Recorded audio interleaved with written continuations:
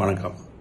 இந்த ஆரோக்கிய குறிப்புகளில் மிக முக்கியமானது உங்களோட உணவு, நீங்க உட்கொள்ற நேரம், சரியான டைம்ல சிற்றுண்டி, மிட் மார்னிங் ஸ்நாக், ஈவினிங், அதே மாதிரி காலை உணவு, மதிய உணவு, இரவு உணவு ரொம்ப தள்ளி போடாம குறித்த காலத்துல எடுத்துக்கிறப்போ நீங்க சாப்பிட்ற ஆரோக்கியமான உணவு உங்க உடம்பை எப்படி மாறுதல் உண்டு பண்ணுது, நீங்க நல்லபடியா ஃபீல் பண்றீங்களா, இல்ல கஷ்டமா இருக்கா, வயிறு உப்புசம் வருதா, அஜீரண கோளாறு வருதா, இல்ல எது சாப்பிட்டா உங்களுக்கு சுகர் கண்ட்ரோல் இருக்குன்னு உங்களுக்கு இருக்க குளுக்கோமீட்டரை வச்சு நீங்க அப்பப்ப சுகரின் அளவு செக் பண்ணி நீங்க சாப்பிட்ற உணவு, செய்யற உடற்பயிற்சி, சர்க்கரையின் அளவு, இந்த மூணையும் கொரிலேட் பண்ணி மருத்துவரை நீங்க பாக்குறப்ப இதை கொடுத்து, நான் இந்த வாரமெல்லாம் இப்படி சாப்பிட்டேன், இதோட சுகர் இவ்வளவு இருக்கு, நான் எடுக்கிற மருந்து இவ்வளவு, உடற்பயிற்சி இவ்வளவு செய்யலன்னு சொல்லி இந்த நாளையும் கரெக்டா திட்டமிட்டு அதை கடைபிடிச்சீங்கன்னாவே மோஸ்ட் ஆஃப் த டைம் உங்க சுகர் கண்ட்ரோல் நல்லா இருக்கும்.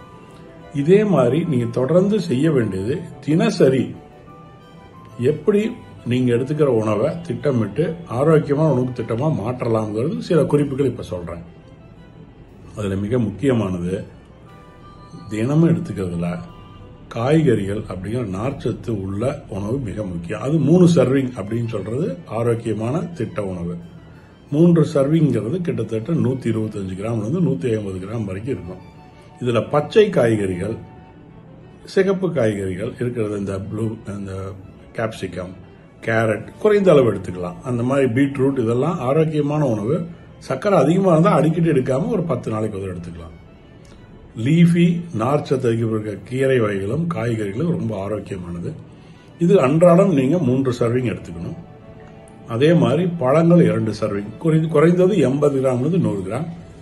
பழங்கள் எடுத்துக்கக்குள்ள அது சீக்கிரம் சர்க்கரையா மாறாத பழங்களா இருக்கணும். காம்ப்ளெக்ஸ் கார்போஹைட்ரேட் இருக்கிறது. குறிப்பா பாத்தீங்கன்னா பப்பாளி பழம், கொய்யாப்பழம், கெட்டியான வாழைப்பழம், ரொம்ப கனியாத வாழைப்பழம், மற்ற பழங்கள் பொமோகிரானேட், அப்புறம் மாதுளம்பழம், இது எல்லாமே எடுத்துக்கலாம். மாம்பழம் கூட 50 தான் கிளைசிமிக் இண்டெக்ஸ். 80 கிராம்ல 100 கிராம் எடுத்தீங்கன்னா அதுல 15 கிராம் கம்மியாக தான் சர்க்கரையின் அளவு இருக்கு. ஸோ ஆரோக்கியமான உணவு பழங்கள் எடுக்கிறப்ப நீங்க அரிசி, கோதுமைங்கிற தானியத்தில் செய்யற மாவுச்சத்துள்ள பொருட்களை கொஞ்சம் குறைச்சிட்டு பழங்களை சேர்த்துறப்ப உங்களோட சமச்சீர் உணவை நீங்க சரியா மேற்கொள்ளலாம்.